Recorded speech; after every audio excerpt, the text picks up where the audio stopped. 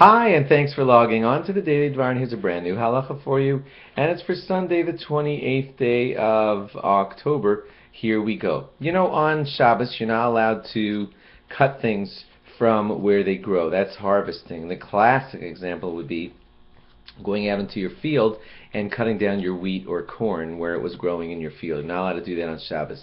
Now, I know most of you listening to this don't have corn fields or wheat fields, and you're not ever going to harvest in that way. But harvesting still happens in some ways on you yourself when you cut certain things.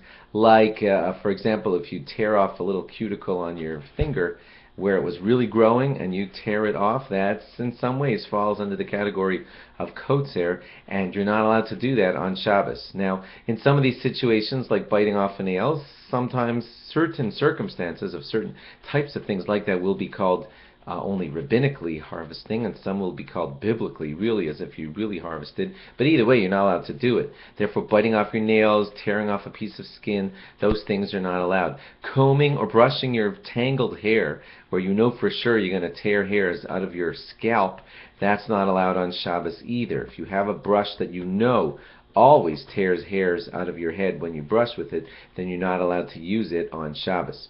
What you might want to do if you want to gently brush your hair, and it's especially a good idea to get yourself a special soft brush for Shabbos, so that you'll know that when you gently brush your hair on Shabbos, it'll only be kind of soft, it won't be too tangly, and no hairs pull out. That's the best way to arrange it. If you have a soft brush where 90% of the time hairs don't pull out, and you notice one day as you brushed on Shabbos gently with this soft brush that a hair did pull out, you didn't do a sin, because as long as it's a situation where it wasn't expected to pull out, and you tried not to pull it out, if one accidentally did in an unusual way, that wouldn't be considered a major sin.